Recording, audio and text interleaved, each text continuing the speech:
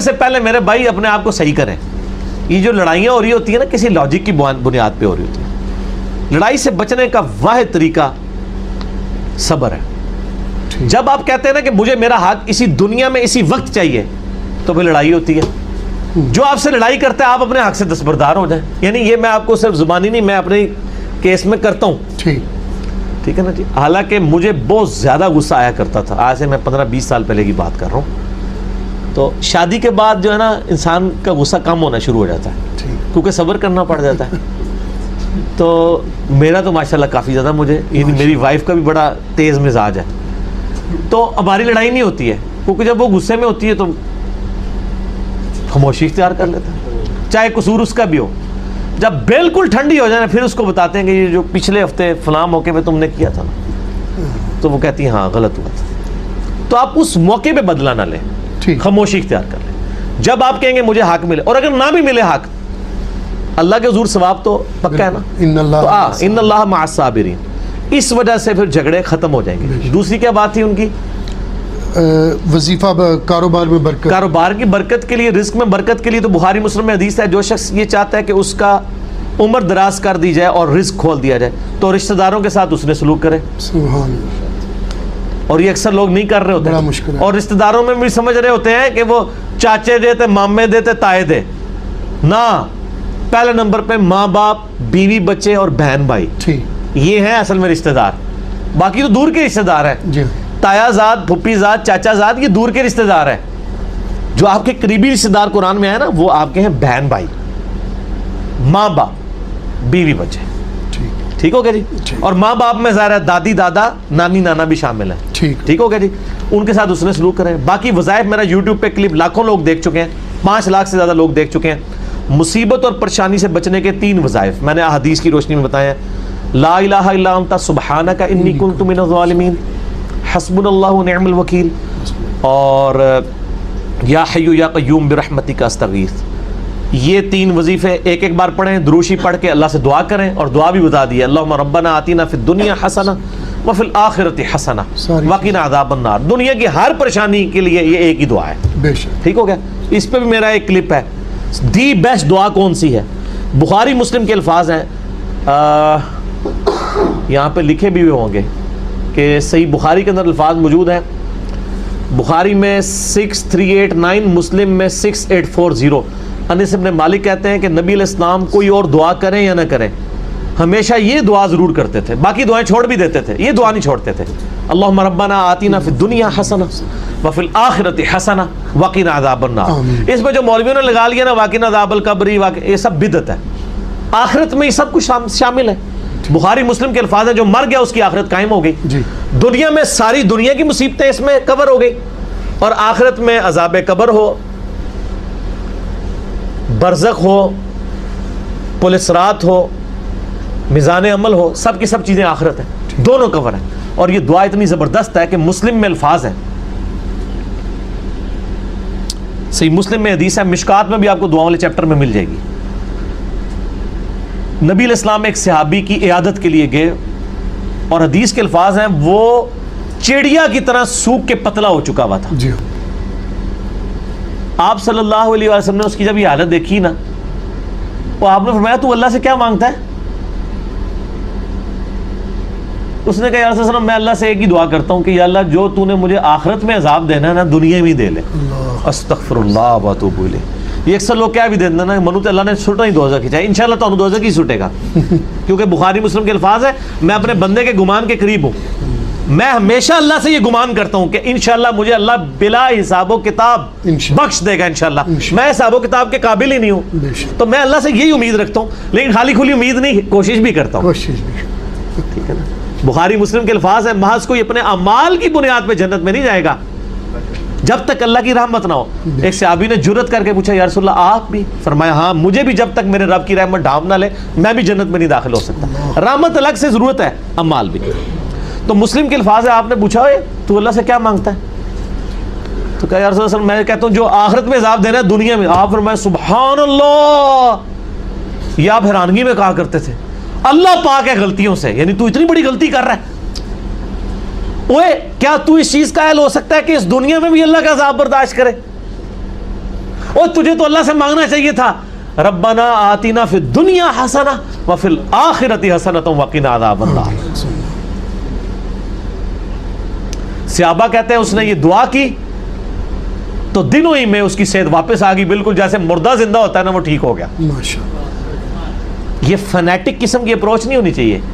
صوفیاء میں یہی تھی نا, گندے کپڑے, ننگے پھرنا, فاقے کرنا, اور وہ کہتے ہیں بس اس طرح ہی رہو تو اللہ کو حاصل کرو گے, بیوی بچے رکھنے کی ضرورت نہیں ہے. اور نبی علیہ السلام کیا کہہ رہے ہیں, دنیا میں حسنہ, آخرت میں بھی حسنہ. بخاری مسلم کے الفاظ ہیں, امام بخاری نے اس پہ باب باندھا ہے کہ عبادت کے اندر غلو کرنا مکروہ ہے. اور مجھے یاد ہے جب میں بریلوی تھا, میں اپنے بریلوی علماء کے پاس یہ حدیثیں لے کے جاتا تھا کہ یہ صوفیاء کس قسم کے دین پہ عمل کرتے رہے ہیں, نبی علیہ السلام کی تو یہ تعلیمات ہی نہیں ہے. تو وہ کہتے تھے ان حدیثوں کو نہ پڑھا کریں آپ. تو ان کو پتا تھا کہ یہ کہیں علمی کتابی نہ ہو جائے, یہ ٹنی سے سنی نہ بن جائے. جی. اور اللہ کے فضل سے بن گئے الحمدللہ, سنی بن گئے, صحیح والے سنی, کتاب و سنت والے, سنا کے سنی نہیں. تو بخاری مسلم میں الفاظ ہیں, یہ حدیث آپ کو کتاب و سنت کو مضبوطی سے پکڑنے والا چیپٹر مشکات کا اس میں بھی مل جائے گی, اور بخاری میں نکاح والے چیپٹر کے شروع میں آپ کو یہ حدیث ملے گی. یہ بخاری مسلم دونوں میں ہے. 3 اصحاب آئے نبی علیہ السلام کی غیر موجودگی میں, امہات المومنین سے انہوں نے پردے میں پوچھا کہ نبی علیہ السلام ہے, ان کا نبی علیہ السلام تو نہیں ہے. تو انہوں نے کہا اچھا آپ صلی اللہ علیہ وآلہ وسلم کے بارے میں آپ ہمیں بتائیں کہ آپ کی عبادت کیسی ہے. تو امہات المومنین نے بتایا کہ آپ صلی اللہ علیہ وآلہ وسلم ایک نارمل انسان ہے, آپ نفلی روزے رکھتے بھی ہیں, نہیں بھی رکھتے, رات کو عبادت بھی کرتے ہیں اور سو بھی جاتے ہیں اور اپنی بیویوں کے پاس بھی جاتے ہیں. تو ان تینوں نے کہا کہ نبی, وہ سمجھ رہے تھے حضور پوری رات ہی نفل پڑھتے رہتے ہیں, تھوڑے بزرگ ہی نے جھوٹ مار دینے 40 سال تک عشاء کے وضو سے فجر کی نماز, اپنے پوجے پا کے رکھو. خدا کا نام ہے, اگر یہ آپ نے بزرگوں کی بزرگی بچانی ہے تو یہ جھوٹ بولنا چھوڑیں. یہ حرام ہے اس طرح کرنا کہ کوئی رات پوری رات جاگا رہے.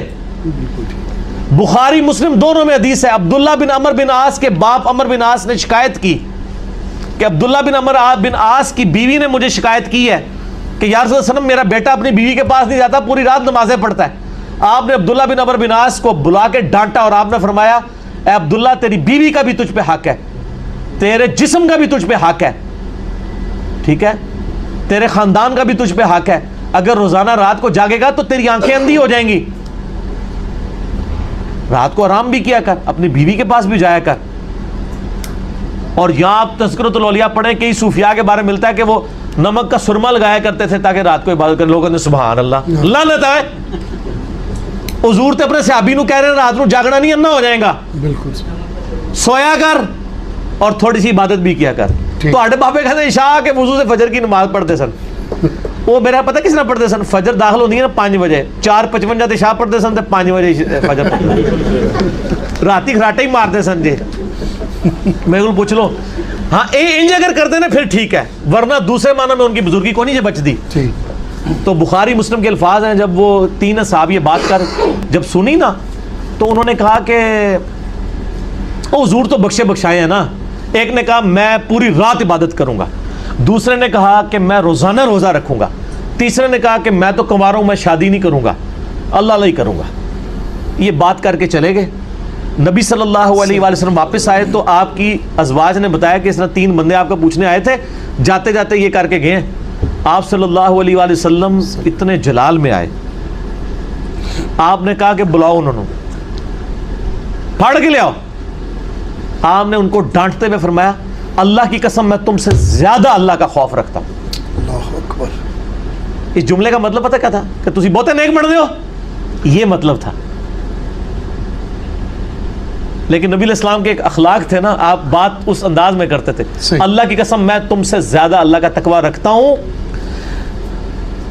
میں رات کو سوتا بھی ہوں اور نماز بھی پڑھتا ہوں, میں نفلی روزے رکھتا بھی ہوں, چھوڑ بھی دیتا ہوں, اور میں نے اتنے نکاح کر رکھے ہیں, اور نکاح میری سنت ہے. فمن رغب عن سنتی فلیس منی, جس نے میری سنت چھوڑ دی اس کا مجھ سے کوئی تعلق نہیں ہے. یہ آخری ٹکڑا ایک پڑھتے ہیں, نکاح میری سنت ہے, جس نے سنت چھوڑ, او خالی نکاح سنت نہیں اور باتیں بھی بتائی ہیں, ٹھیک ہے. تو آڑے بزرگ بابے نے بھی رگڑا لگے ہوا دیش جڑے سو کالڈ ہیں, جی ٹھیک ہے. ہمارے بابوں کی بات نہیں, ہمارے بابے تو یہ ہے امام بخاری امام مسلم, انہوں نے تو اس حدیث کے اوپر باب باندھا ہے. عبادت میں غلو کرنا مکروہ ہے. ایک اندر روزانہ جاگنا ثواب کا کام ہے. امام بخاری نے باب بندے ہیں مکروہ ہے, کیونکہ امام بخاری نبی علیہ السلام کے ماننے والے تھے, اور آپ کے بزرگ بابے جو ہیں یہ امپریس تھے یہودیوں کے راہبوں سے اور عیسائیوں کے راہبوں سے اور ہندوؤں کے راہبوں سے. تو بہر فرق تو ہوگا نا پھر, ایک اللہ کے نبی کا ماننے والا ہوگا, ایک پنڈتوں کے سے امپریس ہوگا, تو فرق تو ہوگا نا میرے پاس. اس لیے ہم کہتے ہیں کہ کہہ دیں نام ہے وابی, نام ہے بابی, میں ہوں مسلم علمی کتابی.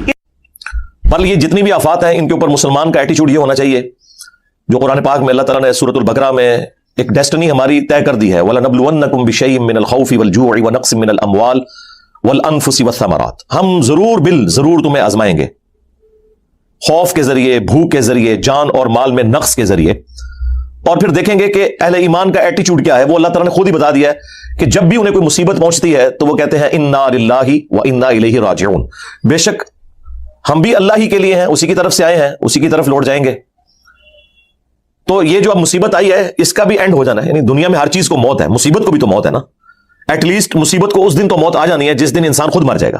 اگر کوئی شخص کسی لا علاج مرض کے اندر مبتلا ہے, کینسر کے مرض کے اندر مبتلا ہے, یا اس کے ڈیلیسز ہوتے ہیں, یا اور کوئی ایشو ہے, یہ تکلیف وہ کاٹ رہا ہے, لیکن یہ تکلیف اس دن تک ہے جس دن تک اس کی سانسیں چل رہی ہیں. جب وہ مر جائے گا تو تکلیف بھی اس کے ساتھ مر جائے گی. یہ اس کا مطلب ہے کہ ہم بھی تو اللہ کی طرف سے آئے تھے, ہمیں بھی اللہ ہی کی طرف لوٹ جانا ہے. یعنی الٹیمیٹلی یہ تکلیف کا انجام وہی ہونا ہے جو ہمارا ہے. جب ہم دنیا سے چلے جائیں گے تو خود بخود وہ دنیا کی جو تکلیف ہے وہ ہم سے ختم ہو جائے گی. لیکن اصل مصیبت یہ ہے کہ آخرت میں کیا بنا. یہ نہ ہو کہ دنیا بھی برباد اور آخرت بھی برباد, کیونکہ اللہ تعالیٰ نے فرمایا یوم التغابن, آخرت کا جو دن ہے نا, یہ ہار اور جیت کے فیصلے کا دن ہے. جیتا وہ جو اس دن اللہ کے حضور کامیاب ہو گیا, ہارا وہ جو اس دن اللہ کے حضور ناکام ہو گیا. والعیاذ باللہ تعالی. اللہم احسن عاقبتنا فی الامور کلہا واجرنا من خزی الدنیا وعذاب الاخرہ. اللہم ربنا آتنا فی الدنیا حسنہ وفی الاخرۃ حسنۃ وقنا عذاب النار. آمین. تو تکلیف میں مسلمان کا ایٹیچیوڈ یہی ہونا چاہیے. اور ایک مجھے ضمناً دعا یاد آ گئی, صحیح مسلم میں ہے.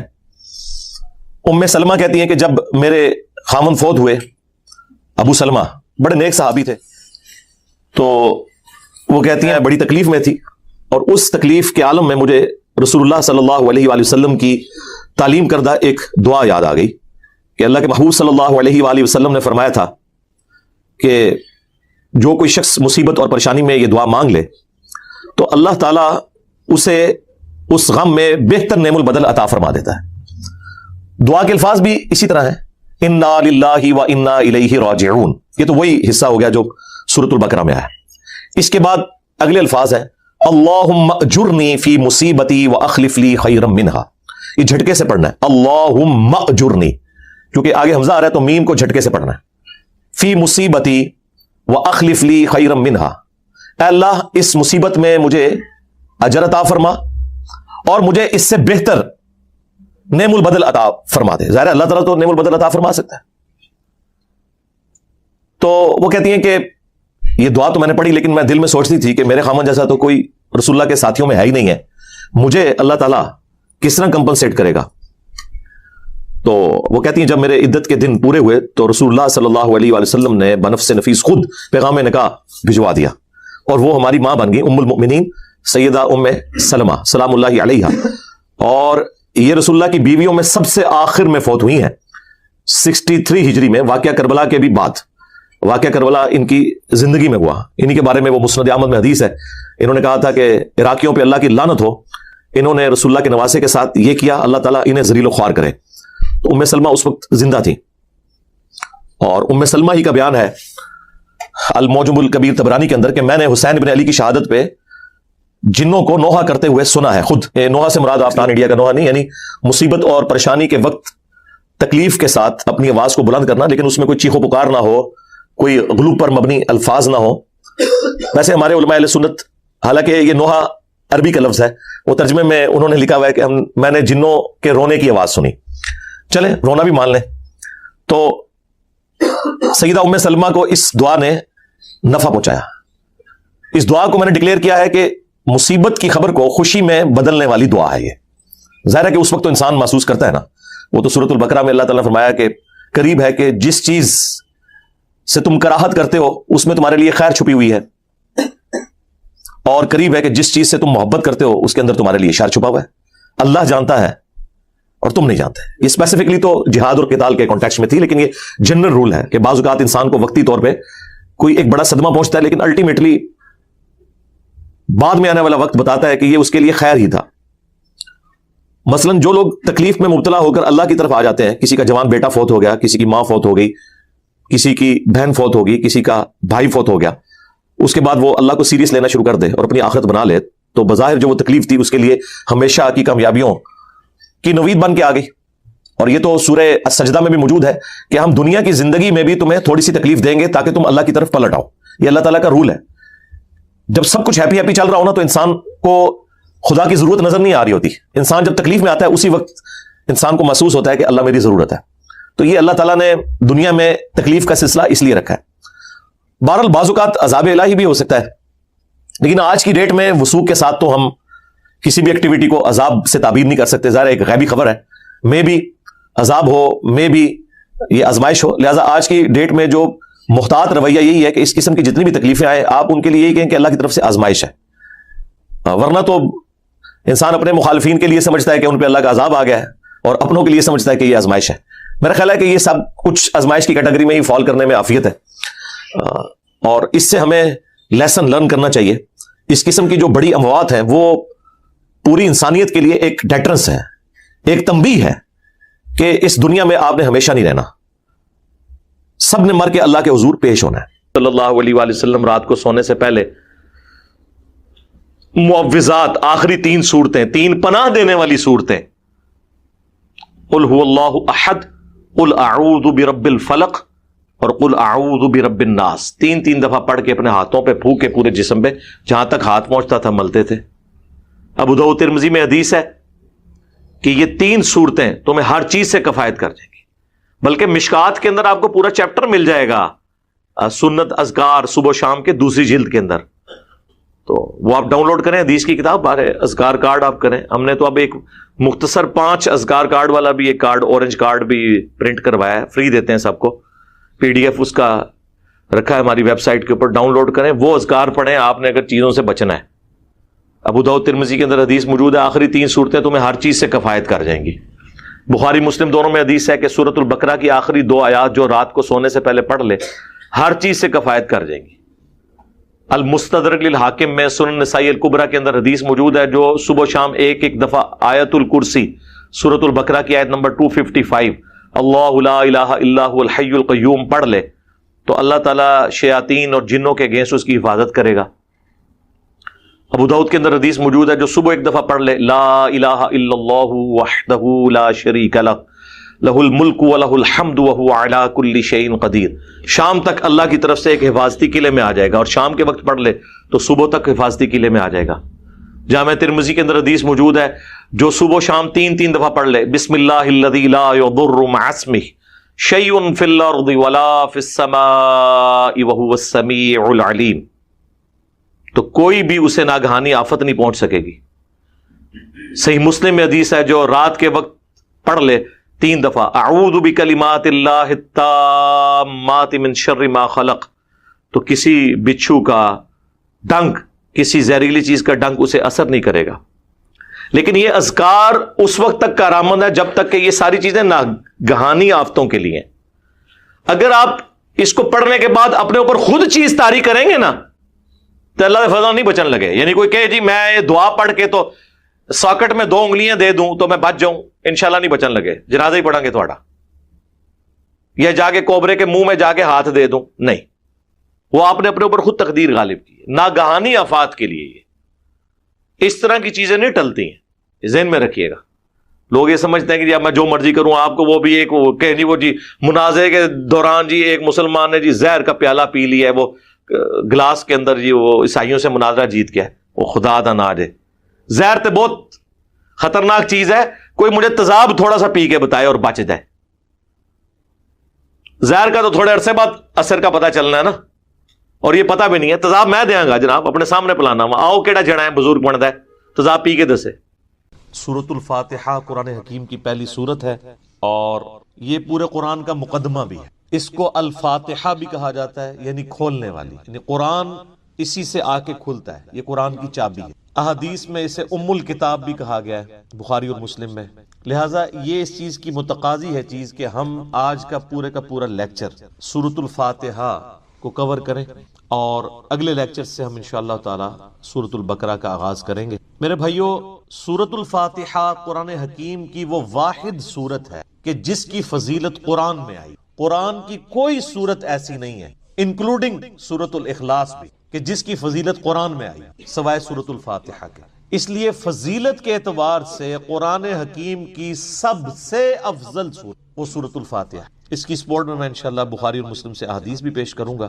قرآن حکیم میں اللہ تعالیٰ نے سورہ الحجر پارہ نمبر 14 میں آیت نمبر 87 ہے، اعوذ باللہ من الشیطان الرجیم، بسم اللہ الرحمن الرحیم، وَلَقَدْ آتَيْنَاكَ سَبْعًا مِّنَ الْمَثَانِي وَالْقُرْآنَ الْعَظِيمِ، اور بے شک اے محبوب صلی اللہ علیہ وآلہ وسلم ہم نے آپ کو عطا فرمائی 7 آیات ایسی جو بار بار پڑھی جاتی ہیں، اور قرآن عظیم بھی، یعنی پورے قرآن کا ذکر الگ سے اور ان 7 آیات کا ذکر الگ سے۔ سورۃ الحجر آیت نمبر 87، اور ظاہر ہے وہ بار بار دہرائی جاتی ہے۔ دنیا کا کوئی بھی مسلمان ہو، اس کا تعلق کسی بھی مکتبہ فکر کے ساتھ ہو، کم از کم 5 نمازوں کی فرض رکعتوں میں 17 دفعہ تو سورۃ الفاتحہ وہ پڑھتا ہے، سنتیں اور نوافل اور وتر اس کے علاوہ۔ کوئی بھی نماز ایسی نہیں ہے جس میں سورۃ الفاتحہ ریپیٹ نہ ہوتی۔ یہی اس کی فضیلت کے لیے کافی ہے کہ قرآن حکیم جو نماز میں ہم پڑھتے ہیں وہ ہم بدل بدل کے پڑھتے ہیں، لیکن سورۃ الفاتحہ ایسی چیز ہے جو ہر رکعت میں پڑھی جاتی ہے۔ حتیٰ کہ صحیح بخاری اور صحیح مسلم کی متفق علیہ حدیث ہے کہ اللہ کے محبوب صلی اللہ علیہ وآلہ وسلم نے فرمایا، لا صلاۃ لمن لم یقرأ بفاتحۃ الکتاب، جو نماز میں سورہ فاتحہ نہیں پڑھتا اس کی نماز ہی نہیں ہوتی۔ یہ اتنی اوبلیگیٹری چیز ہے۔ یہ بات بھی اس کی فضیلت کے لیے کافی ہے کہ یہ قرآن حکیم کی نمبر 1 سورت، اپنی ترتیب میں بھی مصحف کی اور اپنے فضائل کے اعتبار سے۔ قرآن حکیم کی یہ سب سے عظمت والی سورت ہے۔ اس کی سپورٹ میں صحیح بخاری میں ایک بڑی مشہور حدیث ہے کہ سیدنا ابو سعید ابن معلہ رضی اللہ تعالیٰ عنہ کہتے ہیں کہ میں ایک دفعہ مسجد نبوی میں نماز پڑھ رہا تھا تو اللہ کے محبوب صلی اللہ علیہ وآلہ وسلم نے مجھے آواز دی، تو میں چونکہ نماز میں مشغول تھا میں نے جانے میں تاخیر کر دی۔ تھوڑی دیر بعد میں پہنچا تو آپ صلی اللہ علیہ وآلہ وسلم نے فرمایا کہ میں نے تمہیں آواز دی تھی، تم کیوں نہیں آئے؟ تو انہوں نے کہا کہ میں نماز پڑھ رہا تھا۔ تو آپ صلی اللہ علیہ وآلہ وسلم نے فرمایا، کیا تم نے اللہ کا یہ حکم نہیں سنا؟ سورۃ الانفال کی آیت آپ نے پڑھی، استجیبوا للہ والرسول اذا دعاکم، جب اللہ اور اس کا رسول تمہیں پکاریں فوراً ان کی آواز پہ لبیک۔ اس کائنات میں ایک ہی ہستی ایسی ہے مخلوقات میں کہ جو اگر عین نماز کی حالت میں بھی کسی کو بلائیں تو نماز توڑ کر نہیں، نماز چھوڑ کر اسی حالت میں ان کی خدمت میں حاضر ہونا یہ فرض ہے، سورۃ الانفال کی اس آیت کے تحت اور بخاری کی اس حدیث، اور وہ امام اعظم محمد رسول اللہ صلی اللہ علیہ وآلہ وسلم کی مبارک ذات ہے۔ نماز توڑ کر نہیں، کیونکہ نبی علیہ السلام کی طرف جانا اللہ کے ایک حکم سے دوسرے حکم کی طرف جانا ہے۔ وہ جہاں پہ نماز اس نے چھوڑی ہوگی، اگر 1 رکعت پڑھی ہے، 2 پڑھی ہیں، 3 پڑھی ہیں، تو آ کر وہیں سے اپنی نماز شروع کرے گا، اس کی نماز ٹوٹے گی بھی۔ اس پہ اجماع امت ہے۔ بہرحال یہ جو ہمارے واعظین آئے دن کہانیاں کراتے رہتے ہیں کہ جی ماں آواز دے دے، باپ آواز دے دے، نماز توڑ دو، اس طرح کی کوئی حدیث نہیں۔ البتہ یہ ضرور ہے کہ اگر زندگی موت کی کشمکش بن جائے، کوئی ایمرجنسی ہو جائے، تو آپ پھر نماز توڑ سکتے ہیں، لیکن نبی علیہ السلام کے کیس میں اگر بلایا جائے گا تو نماز توڑنی نہیں پڑے گی، بلکہ نماز وہیں پر چھوڑ کر آپ علیہ السلام کا حکم سننا پڑے گا۔ تو یہ آپ علیہ السلام نے ان کو تھوڑا سا یعنی ڈانٹ پلائی پیار محبت سے، پھر آپ نے اس صحابی کا ہاتھ اپنے ہاتھوں میں پکڑا اور پھر فرمایا کہ میں اس مسجد سے باہر نکلنے سے پہلے تمہیں قرآن حکیم کی سب سے عظیم سورت سکھاؤں گا۔ آپ علیہ السلام کی عادت تھی کہ آپ اگر کسی کو تھوڑا سا بھی سختی سے پیش آتے تھے تو پھر اس کے ساتھ دل جوئی بھی فرماتے۔ آپ ہاتھ پکڑے اور فرمایا کہ میں تمہیں نا ایک تحفہ دوں گا۔ وہ صحابی کہتے ہیں پھر تھوڑی دیر بعد جب ہم مسجد سے باہر نکلے تو مسجد سے نکلتے ہوئے میں نے نبی علیہ السلام سے کہا، یا رسول اللہ اپنا وعدہ پورا کریں، آپ نے مجھے کہا تھا کہ آپ مجھے قرآن کی سب سے عظیم سورت تعلیم۔ تو آپ علیہ السلام نے فرمایا کہ وہ سورت ہے الحمدللہ رب العالمین، یعنی سورۃ الفاتحہ۔ اور پھر آپ علیہ السلام نے ساتھ ہی یہ سورہ ہجر کی آیت نمبر 87 بھی پڑھی کہ یہ وہ جو قرآن حکیم میں آیا ہے وَلَقَدْ آتَيْنَاكَ سَبْعًا مِّنَ الْمَثَانِ وَالْقُرْآنِ الْعَظِيمِ، یہ ہے وہ سورت جو قرآن حکیم میں اللہ نے مجھے عطا کی، جو 7 آیات بار بار دہرائی جاتی ہیں، اور پھر آپ علیہ السلام کے بخاری میں الفاظ ہیں یہ ام الکتاب ہے، یہ قرآن کی ماں ہے، قرآن کی جڑ اس میں ہے، اسی سے پورے قرآن کا درخت نکل رہا ہے۔ فاتحہ بھی ہے، ام الکتاب بھی ہے، اور یہ وہ 7 آیات ہیں جو سورہ ہجر میں آئی ہیں۔ تو سورہ ہجر کی اس آیت کے کانٹیکسٹ میں کتاب التفسیر چیپٹر میں امام بخاری اس حدیث کو لے کر آئے ہیں۔ یہ حدیث کافی ہے اس کی فضیلت کے لیے۔ اچھا، یہ تو سورہ اعظم تھی نا قرآن کی، قرآن کی ایک آیت بھی ہے جو اعظم ہے، وہ صحیح مسلم میں حدیث ہے۔ ابی ابن کعب، جن کے بارے میں بخاری مسلم میں آتا ہے کہ 4 بندوں سے قرآن سیکھو، ان میں ایک عبداللہ ابن مسعود ہیں اور ایک ابی ابن کعب ہیں اور سیدنا سالم ہے، یہ ان میں سے ایک ہیں۔ ابی ابن کعب کہتے ہیں کہ نبی علیہ السلام نے مجھ سے ایک دن پوچھا کہ جانتے ہو کہ قرآن کی سب سے اعظم آیت کون سی؟ انہوں نے کہا یا رسول اللہ صلی اللہ علیہ وآلہ وسلم، میرے اندازے کے مطابق قرآن حکیم کی سب سے عظیم آیت اللہ لا الہ الا هو الحی القیوم، آیت الکرسی، سورہ بقرہ کی آیت نمبر 255 ہے۔ تو آپ علیہ السلام نے اپنا ہاتھ ان کے سینے پہ مارا محبت کے ساتھ اور فرمایا ابو منذر، تمہیں یہ علم مبارک ہو، یعنی نبی علیہ السلام نے ان کے علم کے اوپر ان کی تحسین فرمائی کہ تمہیں میرے بتائے بغیر تم نے صحیح اندازہ لگایا کہ قرآن حکیم کی سب سے اعظم سورت جو آیت ہے وہ آیت الکرسی۔ بخاری سے پتہ چلا کہ سب سے اعظم سورت سورۃ الفاتحہ ہے، مسلم شریف سے پتہ چلا سب سے اعظم آیت آیت الکرسی۔ تو اس سے یہ بات بھی کلیئر ہوگی کہ جو لوگ کہتے ہیں نا وہ احادیث میں ہے سواد اعظم، وہ سب سے بڑا گروہ جو ہے اس کو پکڑ لینا، اور وہ سب سے بڑا گروہ ہر ملک میں ڈیفرنٹ ہوتا ہے، یعنی آپ بنگلہ دیش میں جائیں گے تو وہاں سب سے بڑا گروہ دیوبندی ہے، پاکستان میں سب سے بڑا گروہ بریلوی ہے، سعودیہ میں چلے جائیں گے اہل حدیث بڑا گروہ ہے، ایران میں چلے جائیں گے شیعہ بڑا گروہ ہے۔ تو وہاں اعظم سے مراد تعداد میں بڑا نہیں ہے، عظمت میں بڑا، ورنہ سورۃ الفاتحہ کی تو 7 آیات ہیں اور سورہ بقرہ کی 286، تو وہ ہونی چاہیے تھی سورہ اعظم۔ اور آیت الکرسی سے بھی لمبی ایک آیت جو ہے وہ آیت دین جو ہے سورہ بقرہ کے اندر موجود ہے، تو یہ عظمت کا ذکر۔ اچھا میرے بھائیو، صحیح مسلم میں ایک اور حدیث ہے، ابن عباس رضی اللہ تعالیٰ عنہما کہتے ہیں کہ نبی علیہ السلام کے پاس ایک دفعہ جبرائیل علیہ السلام بیٹھے ہوئے تھے، ظاہر صحابہ نے نہیں دیکھا، آپ علیہ السلام نے بتایا، تو اچانک ایک آواز ان کو زوردار سنائی دی، یہ صحیح مسلم کی حدیث۔ تو حضرت جبرائیل علیہ السلام نے نگاہ اٹھا کے اوپر دیکھا اور کہا یا رسول اللہ، آج آسمان کا ایک ایسا دروازہ کھلا ہے جو آج سے پہلے کبھی نہیں کھلا تھا، اور اس دروازے سے ایک فرشتہ زمین پر اترا ہے۔ اتنے میں وہ فرشتہ حاضر ہوا نبی علیہ السلام کی خدمت میں، تو حضرت جبرائیل نے کہا کہ یا رسول اللہ، یہ وہ فرشتہ ہے، یہ آج سے پہلے دنیا میں کبھی نہیں آیا تھا، اور وہ دروازہ بھی آج سے پہلے کبھی نہیں کھلا تھا، اور یہ فرشتہ آپ کو سلام عرض کر رہے ہیں، اور اللہ کا یہ پیغام لے کر آیا ہے